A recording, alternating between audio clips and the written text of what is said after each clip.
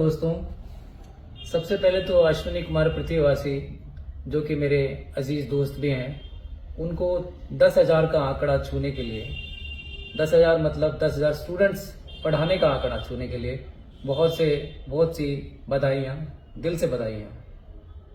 और मैं अपने बारे में बता दूं कि मैं राजेश शर्मा, विजुअल आर्टिस्ट और आर्ट टीचर। तो मैं ये वीडियो इसलिए बना रहा हूँ कि मैंने काफ़ी सारी वीडियो देखी भी हैं, काफ़ी लोगों ने बहुत अच्छी अच्छी बातें बताई हैं, बहुत सारे पहलुओं को छुआ है, पर मैं उन बिंदुओं को छूना चाहूँगा जो शायद आप तक ना पहुँचे हों। मैं बात करना चाहूँगा इस 10,000 में उस जीरो की जहाँ से इसने शुरू किया था। ये उस पहले बच्चे के एडमिशन से पहले की कहानी है, जहाँ पर जो मैं जीरो शब्द इस्तेमाल किया, उस जीरो में बहुत सारी चीज़ें छुपी हैं, उसकी स्ट्रगल छुपी है, उसकी मेहनत छुपी है। और 92 में अश्विनी और मैं एक ही साथ एक ही बैच में हम लोगों का एडमिशन हुआ था कॉलेज ऑफ आर्ट दिल्ली में। तो शुरू में ही ये चीज़ों का आभास होने लगा था कि अश्विनी में कुछ चीज़ें तो अलग है।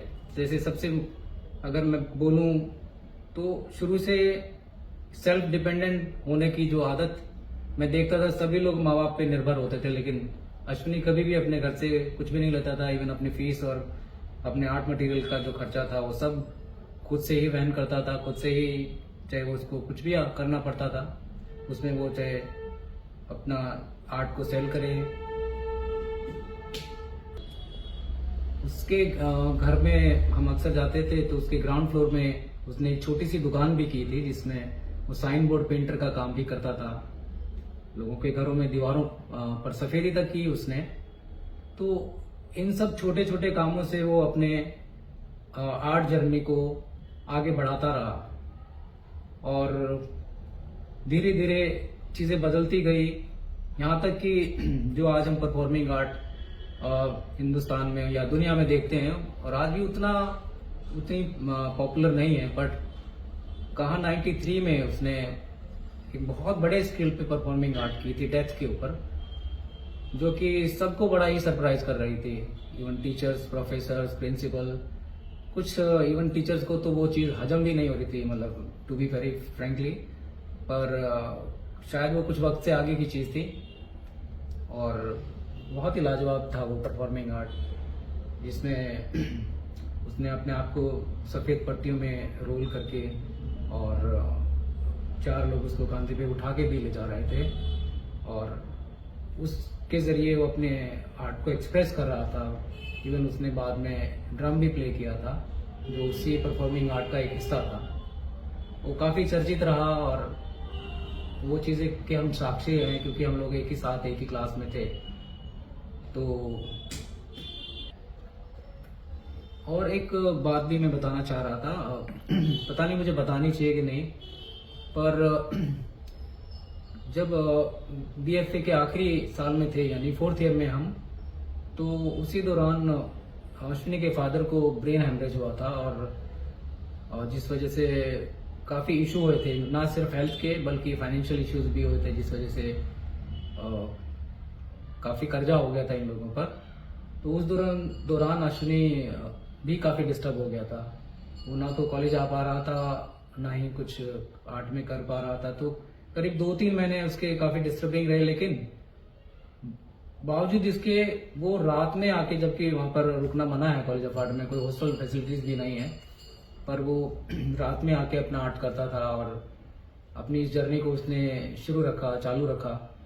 तो वो इस सिचुएशन से भी निकल आया, और वो काफ़ी डिफिकल्ट टाइम था वो, हम जानते हैं, क्योंकि वो अक्सर ये चर्चाएं करता था और काफ़ी परेशान दिखता था। 96 में हम सब लोगों के हाथ में बीएफए की डिग्री आ चुकी थी। सब लोगों के जो ख्वाब थे, कुछ लोग टीचर बनना चाह रहे थे, बन भी रहे थे, कुछ लोग एड एजेंसी ज्वाइन करना चाह रहे थे, वो एड एजेंसी में जा रहे थे, कुछ लोगों को मौके मिले विदेश जाने के, वो विदेश भी आर्ट से संबंधित कार्य के लिए चले गए। पर जैसा कि अश्विनी हम जब बीएफए में साथ थे अक्सर बोलता था कि मुझे तो जॉब नहीं करना है, मैं कुछ अपना ही करूँगा। तो जब पता चला कि जो पेंटर की शॉप उसने ग्राउंड फ्लोर पे बनाई थी, उसी पेंटर की शॉप में उसने एक बच्चे को साथ बिठा के उसको आर्ट सिखाने की शुरुआत की। जो जीरो के बाद आता है वो एक उसने से शुरुआत की थी।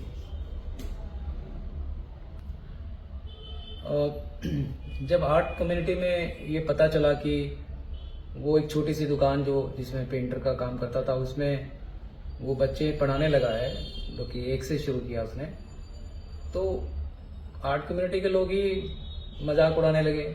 और बल्कि उसके रिलेटिव्स भी हैं, मोहल्ले के लोग भी, सब शुरू में उसका मजाक उड़ाते थे कि ये क्या है, मतलब क्योंकि उसके साथ के जो उसके क्लासमेट थे वो ने आर्ट से, टीचिंग से कुछ बेहतर कमा रहे थे। तो जब कंपेयर कर रहे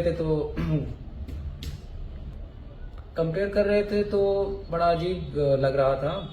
पर उसने इन सब बातों पर ध्यान ना देकर वो जो आर्ट का जो एक बीड़ा उसने उठाया था या सोच रखा था, उसने कंटिन्यू रखा। उसके पास बच्चे और आने लगे धीरे धीरे।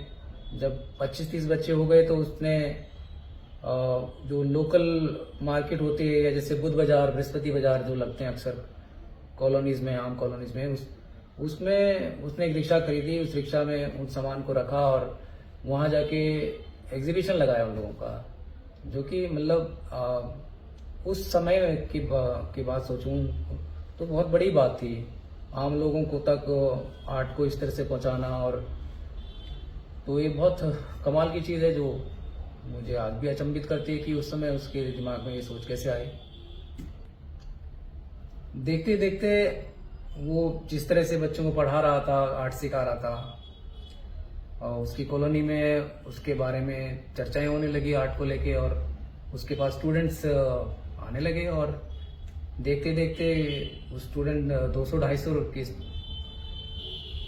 की स्ट्रेंथ तक पहुंच गए। और जो उसके पास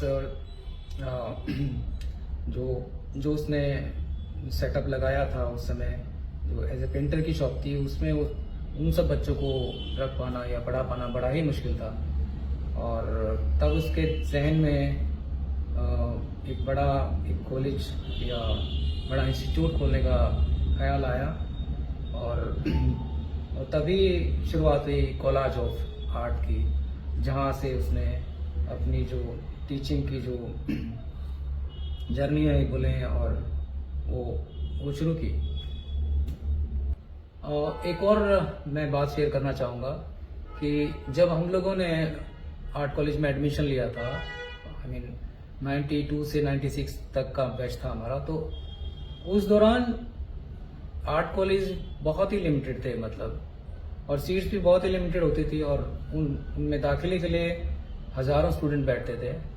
और सोचिए आप कि जब आर्ट कॉलेज में किसी का दाखिला हो रहा है और वो सिर्फ 50-60 लोगों का ही दाखिला हो रहा है, या 100 लोगों का हो रहा है, जिसमें स्कल्पचर, अप्लाइड आर्ट सब आ गया, पेंटिंग आ गया, तो बाकी बचे लोग, वो जो आर्ट लवर हैं, जो आर्ट करना चाह रहे थे, उनका क्या।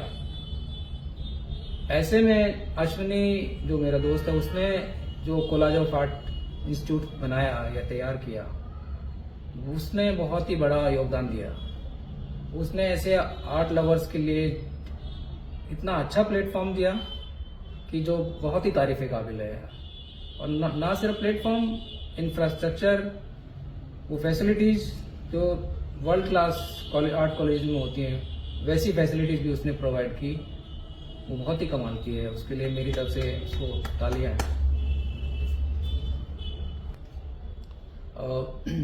जिसका एक बड़ा असर आज साफ दिखाई देता है। अगर आप आर्ट सीखना चाहते हो और अब ढूंढेंगे तो आसपास करीब 5-10 किलोमीटर में आपको कहीं ना कहीं कोई ना कोई आर्ट इंस्टीट्यूट मिल जाएगा। मैं ये नहीं कह रहा कि अश्विनी का मिल जाएगा, लेकिन ऐसे बहुत सारे इंस्टीट्यूट अब खड़े हो चुके हैं जो कि आपकी आर्ट की जो प्यास है, डिजायर है, उसको फुलफिल कर रहे हैं। और एक और भी मैं बता दूं, क्योंकि मैं तो जानता हूं अश्विनी को और अश्विनी के स्टूडेंट्स को भी जानता हूं, तो वो उन इंस्टीट्यूट में ज़्यादातर अश्विनी के ही स्टूडेंट्स हैं जो उसको रन कर रहे हैं। तो ये भी अपने आप में एक बड़ी बात है। तो ना सिर्फ अश्विनी ने अपने लिए एक रास्ता निकाला, उसके स्टूडेंट्स भी आज कामयाबी को छू रहे हैं। और ये तो सिर्फ आर्ट इंस्टीट्यूट की बात मैं बता रहा हूँ, इसके अलावा बहुत बड़ी बड़ी एजेंसी में काम कर रहे हैं, टीचर हैं, न जाने कितने कैसे कैसे मुकाम पे पहुँचे हैं, जो कि काबिल तारीफ है।